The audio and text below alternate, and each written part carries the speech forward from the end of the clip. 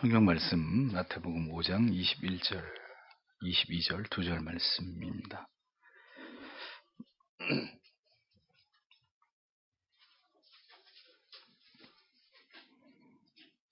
같이 읽겠습니다. 옛사람에게 말한 바 살인치 말라. 누구든지 살인하면 심판을 받게 되리라 하였다는 것을 너희가 들었으나 나는 너희에게 이르노니 형제에게 노하는 자마다 심판을 받게 되고 형제를 대하여 라가라 하는 자는 공회에 잡히게 되고 미련한 놈이라 하는 자는 지옥불에 들어가게 되리라. 아멘.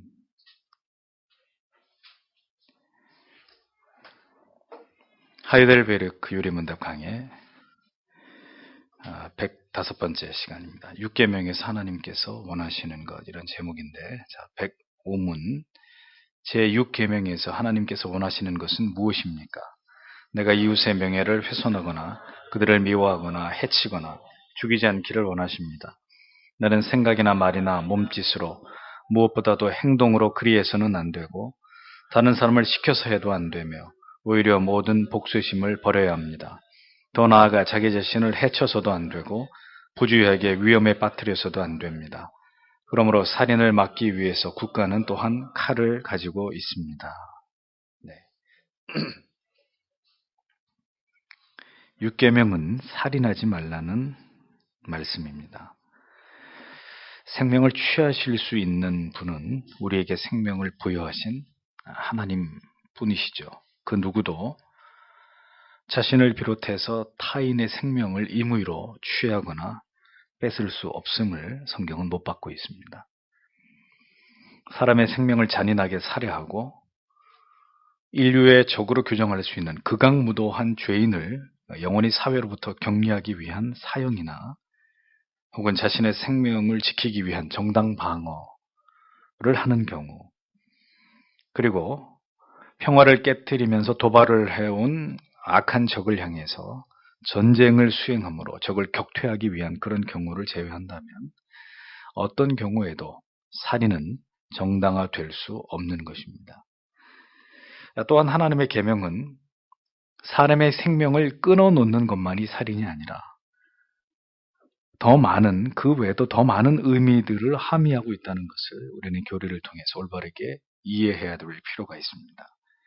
교리는 설명하기를 생각이나 말이나 행동으로 이웃의 명예를 훼손하거나 그를 미워하거나 해치거나 죽이지 않는 것이, 해치거나 죽이는 것이 모두 살인하지 말라는 명령 가운데 포함되어 있다고 그렇게 분명하게 설명을 하고 있습니다. 사람을 살해하는 것만이 살인이 아니고 말과 심지어는 생각만으로도 어떤 사람을 미워하고 명예를 실추시키고 그로 인해서 견디기 힘든 그 사람의 마음의 고통과 상처와 아픔을 안겨주는 것 또한 살인이고, 누군가 남에게 잘못을 저지른 자에 대해서 그를 죽이고 싶을 만큼 미워하고 그를 향해서 복수의 칼을 품고 있는 것까지도 교리는 명백하게 살인의 죄를 저지르고 있는 것이라고 포함시키고 있다는 겁니다. 말과 심지어는 생각만으로도 어떤 사람의 명예를 심각하게 훼손하고 그의 존재를 미워하고 증오하고 분노하고 있다면 교리는 그는 이미 살인의 죄를 범하고 있다고 간주한다는 것입니다. 구체적인 살인, 살해라는 행위로 드러나지 않았음에도 불구하고 왜 교리는 이러한 생각과 말까지도 모두 살인의 죄에 포함하고 있는 것일까요? 결국 이러한 분노와 미움과 증오의 감정에서부터 결국은 살인의 동기가 생겨나는 것이고, 사람을 공격해서 목숨을 빼앗는 것만이 살인이 아니라 어떤 사람에게 인격적인 모독과 정신적인 극도의 고통과 괴로움을 주어서 그 사람이 살아있지만 그의 마음이 죽음에 이르는 고통을 맛보고 있게 되는 이런 경우까지 이것은 사람을 죽이는 것과 똑같은 그러한 심각한 죄가 된다는 것입니다. 악성 댓글을 달고 인격적이고 아주 모독적인 말을 내뱉고 증오와 경멸이 묻어나는 표현들을 서슴지 않으면서 중성모략을 하고 이간하고 견디기 힘든 마음에 상처를 주는 일, 이것은 전부 다 육계명에 의거해 볼 때 살인의 죄를 범하고 있는 것이 된다는 것입니다. 말세의 사람들은 독특한 특징을 나타내 보이고 있는데 그 특징 중에 하나가 무엇입니까? 분을 참지 못하는 것입니다. 네. 운전 조심히 하세요. 운전하다 뒤에서 크락션 잘못 누리면 야구 방망이, 그 다음에 망치 이런 거 들고 내립니다. 참 기가 막힐 노릇이죠. 마음의 분노를 담아두지 못하고 거침없이 토해내는 이들을 어디서 우리가 제일 많이 봅니까? SNS상에서. 어렵지 않게 대할 수 있습니다. 놀랍게도 그들 가운데 제가 본 사람들은 적지 않은 사람들이 그리스도인들이고 나아가서 목회자라는 사실이 참으로 우리를 부끄럽게 하고 당혹하게 만듭니다. 거침없이 특정인을 모독하고 비난하고 인격적인 모욕적인 언사들을 거의 막말 수준으로 서슴지 않고 어디 토해내는 이런 모습들을 그를 통해서 보면 참 아연실색하게 만듭니다. 그 사람이 다시 보이는 거예요. 묻고 싶은 게 있습니다. 그렇게 해서 어떻게 하자는 것입니까? 응? 광화문 광장에다가 모두 줄줄이 매달고 화형식이라도 해야 정의가 바로 세워지는 것입니다. 교리는 말합니다. 이러한 사람들의 명예를 실추시키고 사람에 대해서 사리를 가진 말과 행동과 생각을 금하면서 나아가서 이러한 행동을 내 자신이 하는 것이 죄일 뿐만이 아니라 이러한 일들이 벌어지는 것을 방관하거나 혹은 다른 사람들이 그런 죄를 범하는 것에 동조하는 것, 다른 사람을 통해서 그런 일들이 저질러지게 하는 것 또한 살인하는 죄에 해당된다. 이렇게 경고하고 있습니다. 저도 이렇게 쉽게 흥분하는 스타일이기 때문에 되도록이면 이렇게 흥분을 잘하는 사람들의 글이나 이런 표현들을 제가 피합니다. 예. 물론 정문일침을 가하는 이 건전한 비판이라면 그건 얼마든지 수용할 수 있는 것이고 그런 것을 문제 삼을 필요까지는 없다고 봅니다. 그런데 그런 수준이 아니라 사람이 사람에게 할 수 있는, 그것도 살아있는 사람에게 할 수 있는 모든 경멸과 모멸과 저주와 혐오가 아주 거침없이 글 속에서 표현되고 있는 것들을 볼 때가 있습니다. 사람들이 분노의 그 감정의 배설구로 SNS나 자기 개인 블로그를 그런 악한 일에 사용하고 있는 것 같아서 참 마음이 씁쓸합니다. 문제는 이러한 악이 전이되고 확산되고 오염시킨다는 데 있다는 것입니다. 점점 사람의 감정이 어떻게 됩니까? 그런 것들이 자꾸 노출되면 노출될수록 악해집니다. 잔인해집니다. 포악해집니다. 강팍해진단 말이죠. 예. 마음에 담아두지 못하고 격렬하게 어떤 미움과 증오와 분노를 기어이 발산하려고 하는 이러한 우리의 죄성에 자꾸 자극을 받는단 말이에요. 그리고 이러한 일들을 아주 이렇게 과격하게 잘 해내는 사람들의 그러한 모습을 용기라는 이름으로 또 개념이라는 이름으로 포장하고 미화하고 자꾸 부추기는 이런 양상들을 봅니다. 이것이 과연 성경과 교리에 비추어서 합당한 일이냐라는 것을 생각해 봐야 되는 것이죠. 어떤 사람이 그를 통해서 인격을 모독하고 회방하고 분노와 적개심에 가득한 글을 SNS에 올렸다고 하죠. 여러분이 만약에 그 글에 좋아요를 누르는 것만으로 여러분은 살인의 죄에 가담하게 된다는 사실을 가볍게 생각하지 마십시오. 다른 사람을 통해서 여러분들이 지금 대리 만족을 얻고 있는 거예요. 그의 생각에 동조하고 있는 것입니다. 내가 글을 쓴 것도 아니고 내 감정이 아닌데 그게 뭐가 상관 있으랴 할지라도 그런 것을 방임 혹은 방조 내지는 동의했다는 것은 함께 그 죄에 참여한 것이 되는 셈이 되는 것입니다.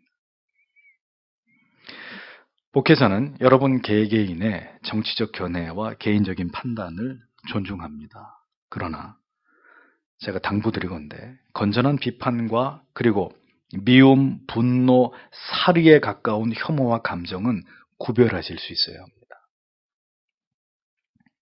목사는 여러분이 이 세상과 이 세상의 악한 자들로 인해서 여러분들까지 죄를 범하게 될까 언제나 그것을 염려합니다. 세상은 소망이 없는 것이고 하나님을 알지 못하는 것입니다. 하나님의 말씀을 경외하는 자들이 아니기 때문에 세상은 그 정해진 멸망의 길을 향해서 부지런히 죄를 저지르면서 끔찍한 짓들을 하면서 그 길을 향해서 갈 뿐입니다. 여러분, 누가 이 세상에서 지도자가 된들 이 세상이 변화될 것 같습니까? 우리의 마음과 감정을 추스리지 못하고 세상에 돌아가는 일들을 바라보면서 자꾸 우리의 감정을 허비하고 우리가 그들과 함께 죄에 동참할 이유가 무엇 때문입니까? 우리가 그런 것 때문에 죄를 범할 이유가 없는 거죠. 지난주에 교리의 강의를 통해서도 말씀드렸다시피 성경을 보십시오. 권세는 위로부터 나지 않음이 없다고 분명히 말씀하셨잖아요.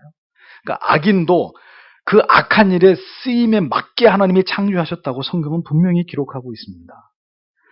그러한 세상 속에서 그리스도인들은 어떤 의식을 가지고 어떻게 우리의 감정을 추스리면서 그러한 악한 시대 속에서도 어떤 사명을 가지고 살아가야 되느냐 이것을 생각해야 되는 것입니다. 세상과 세상 사람들에 대한 세상에서 일어나는 일들에 대한 모든 기대를 빨리 버리십시오.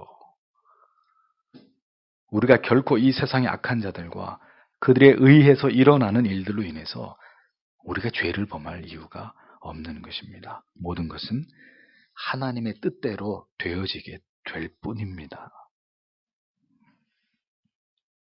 세상은 그 마지막을 향해서 오늘도 부지런히 가야 할 길을, 그 패역하고 악한 길을 달려갈 뿐인 것이죠. 세상을 사는 동안에 우리에게 중요한 것은 하나님의 뜻을 따라서 하나님께서 우리에게 명령하신 이 계명을 따라서 이 세상을 바로 세우는 것이 아닙니다.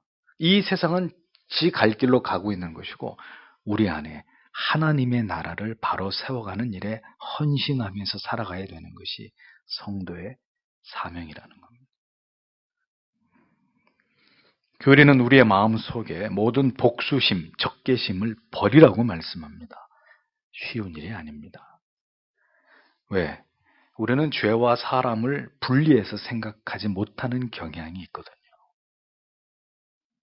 우리가 미워해야 될 것은 분명히 죄일진데 우리는 죄와 사람을 동일시해서 사람을 대상으로 미워하고 분노하고 복수하고 싶은 마음을 좀처럼 지우지 못하는 이런 모습이 우리 안에 있다는 것입니다.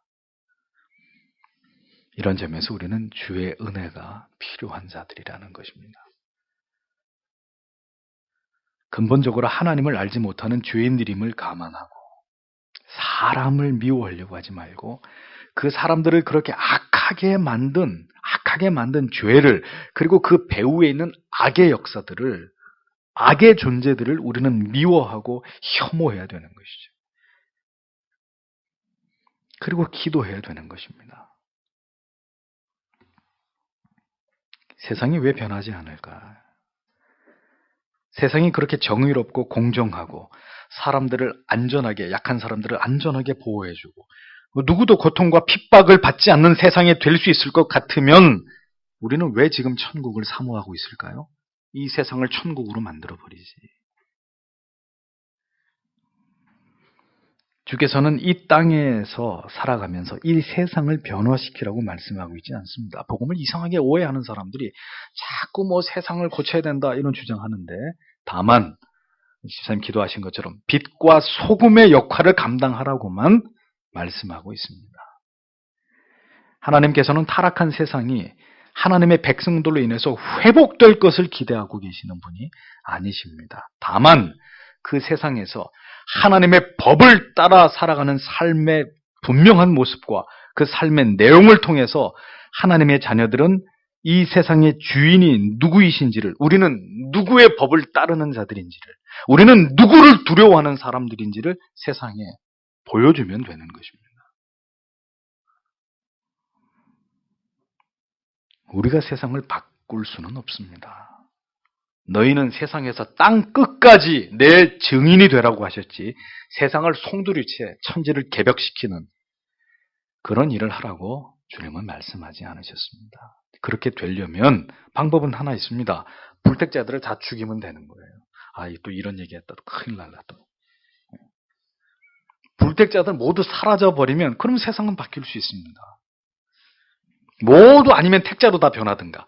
불택자는 아무도 없고 전부 다 택자로 다 변하면 세상은 온전한 하나님의 나라가 될 수 있을 것입니다. 그런데 그것이 가능한 일입니까? 그것이 하나님이 바라시는 바인가요? 아니란 말입니다. 하나님의 통치를 이 세상에서 완전하게 구현하려던 노력은 모두 역사 속에서 실패로 돌아갔습니다. 캘빈이나 청교도들이나 모두 한 시대 속에서 그렇게 처절하게 세상에서 몸부림쳤을 뿐이고 그렇게 노력한 위대한 유산을 우리에게 남겨준 것뿐입니다. 그들이 꿈꾸는 세상이 왔습니까? 그리스도인으로 살아간다는 것, 그것이 핵심입니다. 어떤 시대에서든지 어떤 사회와 국가와 통치자와 체제 아래에서이든지 신자는 신자의 정체성, 아이덴티티를 가지고 그렇게 살아가는 것이 가장 중요할 뿐입니다. 결코 우리의 정체성을 세상에서 찾으려고 하면 안 된다는 것이죠. 우리가 사회적 동물이기 때문에 인간은 세상에 돌아가는 일에 대해서, 정체에 대해서 관심을 가질 수밖에 없는 존재들입니다. 그러나 그 이전에 우리는 모두 하나님께 속한 하나님의 뜻을 이루어 가야 되는 그런 존재라는 사실을 망각해서는 안 되는 것이죠. 교회와 지체들께서 진리의 문제도 아닌 것으로 대립을 하고 분열을 하고 갈등을 하면 되겠습니까? 지역색이나 정치적인 입장의 차이 때문에 신자들이 나뉘어질 수 있는 것입니까? 미워하고 분노하고 경멸하고 서로의 인격을 훼손하는 이러한 일들이 신자 안에서 정당화될 수 있을까요? 결국 목회자는 여러분들께서 여러분 가운데 그런 분도 아무도 안 계시지만 어떤 이유로든지 갈등이나 대입이나 분열이 일어나는 것을 저는 결코 원치 않습니다. 하나님의 교회에서는 절대로 있을 수 없는 일이고 일어나서도 안 되는 일들이죠. 살인이나 살인에 준한 이러한 악한 일들은 타인에 대해서만 국한되는 것이 아닙니다. 교리는 자기 자신을 해쳐서도 안 되고 부주의하게 자신을 위험에 빠뜨리는 일을 조장해서도 안 된다고 이 계명을 더 확대해서 설명하고 있는 것을 보여줍니다. 근자에 고신대학원의 신모 교수는 기독 자살 예방센터 주관으로 열린 자살 유가족들을 위한 위로 예배에서 자살을 옹호하는 내용의 강연을 했습니다. 자살을 해도 구원의 문제와는 아무 관계가 없고 자살을 한 사람 보고 지옥 간다는 표현을 하는 것은 전혀 신학적 근거가 없는 것이라고 주장을 했습니다. 참 고신대학원에 가서 막 총장을 만나든지 해야 될 일이죠. 신학자가 이런 입장을 취한다는 것이 도무지 납득이 되지 않는 일입니다. 생명의 주관자가 누구이십니까? 하나님이십니다. 하나님만이 생명을 부여하시기도 하시고 그 생명을 거두어 가시기도 하시는 것입니다. 그것을 임의로 사람이 타인에게 행하거나 심지어 자기 자신에게 행하는 것은 명백한 죄가 되고 돌이킬 수 없는 지옥에 떨어질 불택자라는 사실을 스스로 증명하는 행위가 되는 것입니다. 안락사나 존엄사도 이 경우에도 기독교 윤리에서 동일하게 이 문제를 바라봅니다. 죽음에 이르기까지 인간은 그 모든 고통을 숭고하게 감당하면서 그 고통을 통해 주시는 하나님의 마지막 뜻을 깨달아가는 과정 속에서 죽음을 받아들이는 것이 바람직한 것이다 라는 거죠. 그 누구도 죽음의 고통과 징계를 피하고자 스스로 자신의 죽음을 의학적으로 선택하거나 다른 사람의 그것을 의학적으로 집행하는 것은 생명의 주관자에 대한 월권이 되는 것입니다. 하나님의 뜻이 있다는 거죠. 그가 고통 속에 죽어야 된다면 고통 속에 죽어야 되는 하나님의 뜻이 있다는 것입니다. 우리는 죽을 때 두 가지를 생각하는 것이죠. 하나는 죄의 결과로 말미암은 비참함. 살아있을 때나 이게 사람이지 죽어보세요. 죽은 개만도 못한 게 사람 아닙니까? 썩어 들어가기 시작하잖아요. 오늘 나사로의 말씀을 통해 보았듯이 우리는 그 죄의 결과 인간이 죽는 존재가 되어버렸다라는 것을 죽음을 통해서 깨닫습니다. 또 하나는 그러나 그 죽음이 끝이 아니라 그렇게 해서 우리의 육신은 빠르게 흙으로 돌아가지만 우리에게는 영원한 삶이 기다리고 있다. 이 양극단의 지독한 슬픔과 그리고 형언할 길이 없는 기쁨이 죽음이라고 하는 주제를 통해서 우리에게 다가오는 것입니다.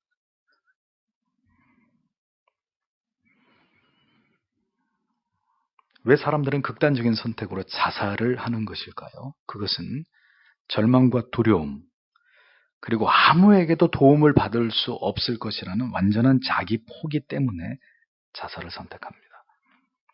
근데 이러한 감정과 마음의 상태 자체가 뭐예요? 죄성인 것입니다. 죄는 이렇게 모든 것을 부정적이고 절망적으로 받아들이게 우리를 이끌어가죠. 절대로 하나님을 의지하면 되는데 그 하나님 의지할 마음을 다 빼앗아 가버립니다. 하나님을 의지하고 하나님의 주권과 섭리를 바라볼 수 있는 마음을 송두리째 다 사라지게 하고 결국은 절망을 선택하게 만드는 것이 죄가 하는 일이죠.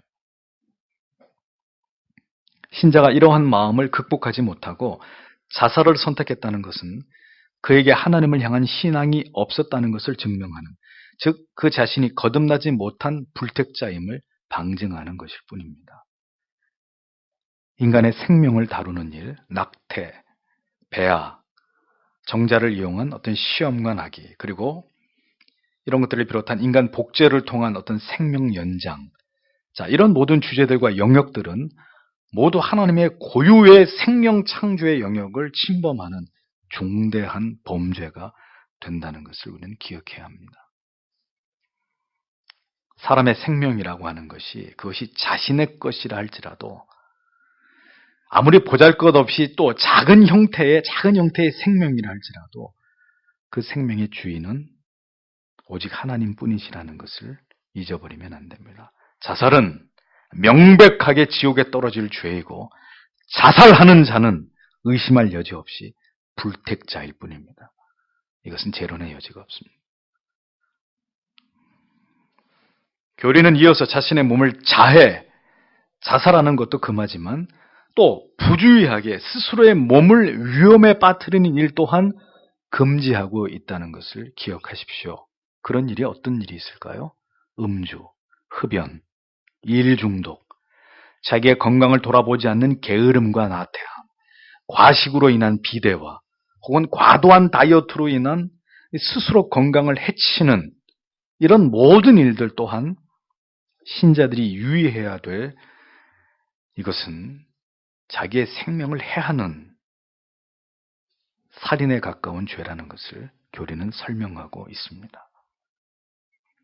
어떤 형태로든 자기의 몸과 정신과 마음을 학대하고 부주의함으로 인해서 내 스스로를 위험에 이르게 하는 모든 일들은 우리에게 생명을 주신 하나님께서 우리 스스로 우리 자신을 다 잘 돌아보아야 함에도 불구하고, 그래서 그 몸을 온전히 하나님의 영광을 위해서 사용하라는 이런 하나님의 중대한 섭리를 거스르게 되는 죄가 된다는 사실을 우리는 잊지 말아야 되는 것이죠. 생명은 우리에게 이 세상을 살아가는 동안에 하나님께서 우리 각자에게 맡기신 것입니다.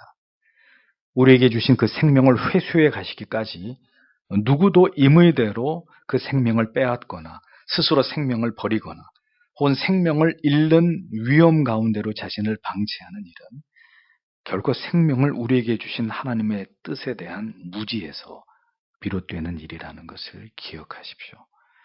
교리는 마지막으로 살인하지 말라는 계명에 대해 논하면서 살인을 막기 위해서 하나님이 국가에게 뭘 주셨다고요?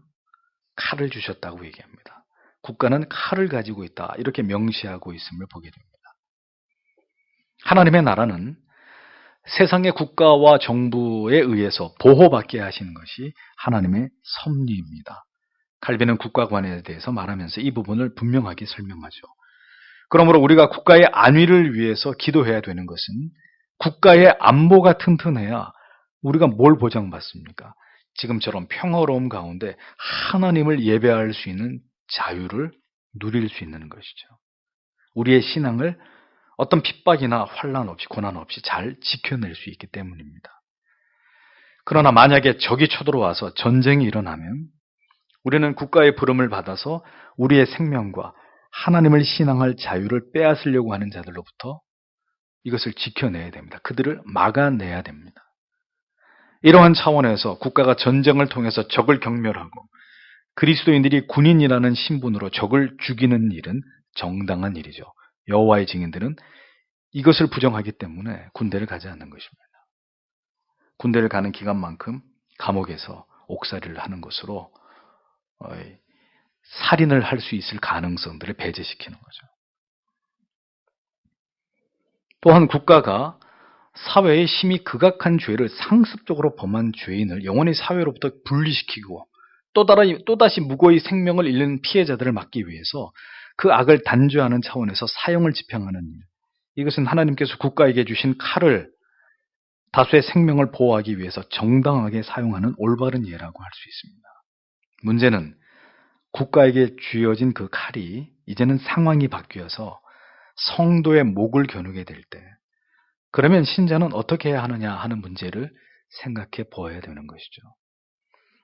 바울은 복음을 전하는 이유로 여러 번 감옥에 투옥을 당하게 됩니다. 그럼에도 불구하고 성경을 잘 보십시오. 바울이 항거하거나 저항하거나 자신의 억울함을 호소하면서 스스로 탈출을 꾀한 적이 있었나요? 하나님의 천사를 보내서 추록을 시켜주신 경우는 있었어도 자기가 무슨 빠삐용입니까? 자기가 스스로 감옥에서 탈출을 시도했던 적이 있었느냐? 성경에는 전무합니다. 왜 그랬을까요?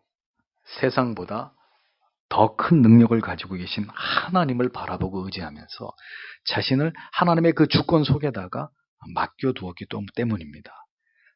옥에 갇히게 하신 이도 하나님이시고 여기서 나를 건져내 주실 분도 하나님이시라고 믿었던 것이죠. 국가에게 하나님께서는 칼을 주셨습니다. 그 칼은 살인을 막기 위한 하나님의 백성들을 보호하기 위한 칼이었습니다. 그러므로 그 칼이 올바르게 사용되도록 그 권력이 하나님의 뜻에 합당하도록 사용되기를 기도해야 할 것입니다. 생명을 국민을 보호하기 위한 국가에게 주신 칼이 생명과 국민을 보호하지 않는다면 그럼 어떻게 해야 될까요? 우리가 하나님께로부터 이 세상의 국가와 정부와 권력자들이 받은 그 칼을 우리의 힘으로 빼앗아야 되는 것입니까? 만약 그 권력의 칼이 올바르지 않게 사용되고 마침내 그 칼이 신자들을 겨누게 되었을 때 우리는 국가에 대항해서 봉기해야 되는 것입니까? 그리고 체제를 전복시키기 위해서 공산당과 손을 잡거나 아니면 대정부 투쟁에 들어가야 되는 거예요. 국가에게 칼을 주신 분께서 그 칼을 거두시지 않으신다면 어떻게 할 것입니까? 예를 들어 그 칼로 하나님의 자녀들과 교회들을 핍박하도록 하나님이 허용하신다면 교회와 신자는 그때부터 전부 다 무장을 하고 칼을 차고 그럼 세상과 맞서 싸워야 되는 것입니까? 왜 교회는 순교의 붉은 피로 그 역사를 써내려왔고 지금도 그 역사를 써내려가고 있는 것입니까?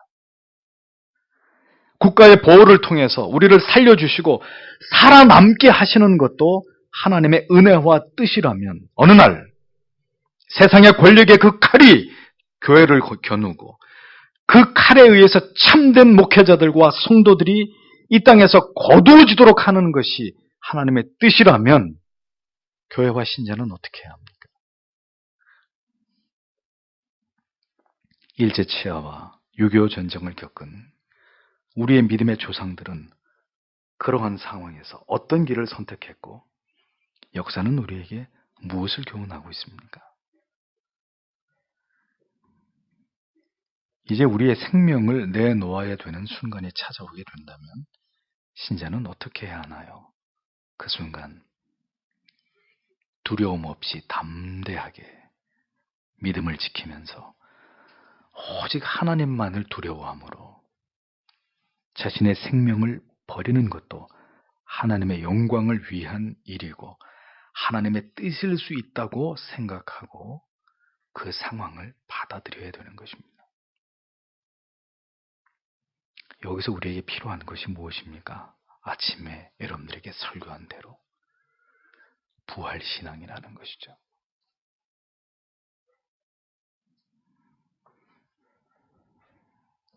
세상에는 두 종류의 사람만 있을 뿐입니다. 부활을 믿는 사람과 부활을 믿지 않는 사람. 죽음이 끝이라고 생각하는 사람들과 죽음은 오늘 주보에 말씀드린 것처럼 또 다른 아름다운 인생의, 영원한 인생의 시작이라고 보는 사람들. 명쾌한 것입니다. 세상은 딱 두 종류의 사람밖에 없는 거예요.